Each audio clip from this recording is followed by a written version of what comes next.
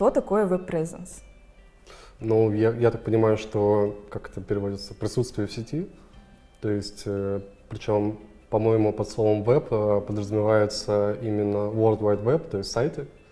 И я так понял, что тема, типа, должна ли компания быть представлена в интернете? Да, то есть должен ли быть у компании сайт? А вот как ты думаешь, если мы говорим о присутствии в интернете, в сети, нужно ли это компании? Правильно, да, ты говоришь, что сайт — это инструмент, и как бы любая компания, когда, ну, стоит задача сделать сайт, это не должно быть типа для галочки, да, что он типа просто должен быть. Скорее, изначально сначала должна быть поставлена задача. То есть зачем нужен сайт, какие задачи он будет решать, что он будет делать. Если фирме нужна просто визитка, чтобы там был адрес о компании или что-то еще, это одна задача. Если это нужен интернет-магазин, то это другая задача, намного более сложная, намного более дорогая. Но, если честно, мне вообще кажется, что в наше время сейчас не всем вообще нужен сайт в целом, потому что есть хорошие замены, например, ну не замены, а те же инструменты в интернете, такие как соцсети, там 2GIS, например, Instagram, Facebook. А вот социальные сети могут быть частью веб-презенс? Ну, смотря как смотреть, в целом, да. В большинстве случаев соцсеть решает все задачи, которые нужны там 99% компаний. Ну, только небольшому проценту реально нужен сайт, на самом деле. А кому тогда нужен сайт? Ну, смотри, сайт — это всего лишь канал. Например, если ты продаешь одежду, у тебя Инстаграм может прекрасно с этим работать, да? Но ты можешь сделать интернет-магазин и выставить там весь ассортимент. Ну и плюс сайт — это канал, да, то есть люди ищут в Гугле что-то, в Яндексе вбивают и находят таким образом твою компанию. То есть уже заходя на сайт, дальше уже принимают решение, пользоваться этой услугой или не пользоваться.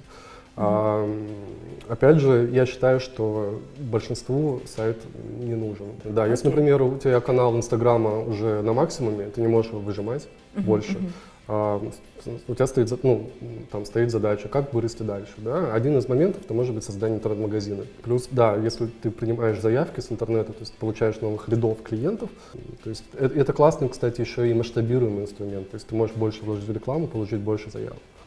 Сайт может быть как каким-то следующим уровнем твоего роста, ну, роста твоей компании или твоего дела? Ну, конечно, конечно. Сайт изначально нужен для того, чтобы компания развивалась, ну, то есть он, чтобы что-то продавало, чтобы что-то предлагало. Хороший сайт, какой он? Тот, который решает задачи, приносит деньги. Разными элементами, я имею в виду визуально. Сайт может быть плохо сделан визуально, но да, генерировать генерировать прибыль. То есть я считаю, что главная все-таки оценка — это то, насколько он приносит деньги. А дальше уже все остальное — это дело вкуса. Вообще, какие профессии нужны для того, чтобы, например, сделать сайт? Сейчас очень много конструкторов сайтов. И, в принципе, если нужна визитка или лендинг, то есть посадочная страница, ну, человек может сам просто зарегистрироваться там на условной тильде и сделать себе там классный визуальный сайт. Визитку, и там даже будет кнопочка там принять заявку, да, и, возможно, для человека это будет достаточно. Если задачи более сложные, там, интернет-магазин, сервисы, которые предоставляет сам сайт, там, интернет-банкинг, да, там, и так далее и тому подобное, здесь, конечно же, речь идет о других совсем масштабах и о других ресурсах. Окей, то есть, например, если я хочу себе там сложный сайт, ну то есть я хочу, чтобы у меня там были продажи, чтобы была кнопка «Купить», получается, что мне нужны в команду кто? Маркетолог? Ну, я думаю, что проще все-таки делать сайты, ну, то есть не внутри, а все-таки заказывать. Да, диджитал-маркетолог, хорошо бы. Там редактор еще нужен, если нужны тексты. Там фотограф, если у вас там ассортимент. Там, в принципе, много кто нужен. Если ты меня спросишь, что проще, открыть офлайновый магазин, заполнить его товаром, витринами, там, мерчендайзингом, там, декорациями, или открыть интернет-магазин. Нет, что дешевле? Это примерно равноценно, возможно, интернет-магазин даже намного сложнее. Что это не просто там быстро делается, быстро собирается, это прям реально тяжело. Ну, то есть это прям такая тяжелая штука. Поэтому, ну, как бы, это дорогостоящая штука. В Кыргызстане, например, востребованы. Насколько развит, например, веб-презенс, скажем? Мне кажется, То есть- что очень так слабо. В Бишкеке ты в Гугле вводишь что-то, и тебе не выпадают сайты, на самом деле. Их очень мало. То есть компании представлены очень плохо. Если развивать веб-презенс, например, в Кыргызстане, то есть если компании захотят быть более представленными, то, соответственно, может появиться еще какой-то запрос на какую-то, там, скажем, рабочую силу. И в основном, на самом деле, по-моему, вся сфера работает на аутсорс. И любой разработчик, который приходит в эту сферу, ну, конечно, ему выгоднее работать на аутсорсе, да, чем местным компаниям делать сайт. Слушай, ну, такую визитку можно сделать на тебе лет 7 назад. Лет 7 назад, который существовал лет 7 назад. Да, и нам нужна была разработка. В итоге мы выбрали разработчика из Москвы, из России. Почему? Потому что это казалось дешевле. Это главная проблема, что люди, которые работают, ну, разработчики на аутсорсе, за рубеж, у них реально высокий прайс. Он не подъемен нашим местным компаниям. IT-сфера, так называемая. Это все востребовано. Конечно, входное, ну, такой входной билет для этих специалистов, ну, возможно, делать кому-то маленький сайт. Так, ты растешь, в какой-то момент, может быть, ты так вырастешь, что тебя возьмут там в Сбер или там куда-то еще.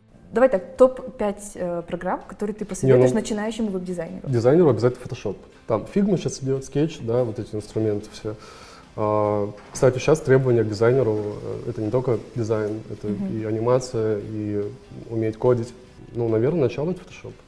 Что бы ты посоветовал, например, молодым ребятам, которые сейчас думают, идти мне в цифровую Конечно, индустрию? идти. Главное, чтобы у тебя было большое желание. Здесь больше тема не про талант, а про желание. Очень большое упорство. Нужно идти до конца. Так выращиваются хорошие и крутые дизайнеры. Да, специалисты, любые, на самом деле. Веб-презенс все-таки нужен в Кыргызстане. То есть если мы поняли сегодня, да, что очень мало сайтов, на самом деле, очень малого количества компаний есть, на самом деле, там хорошие сайты, что эта индустрия очень востребована, она развивается. И поэтому вам, дорогие зрители, мы желаем только успехов.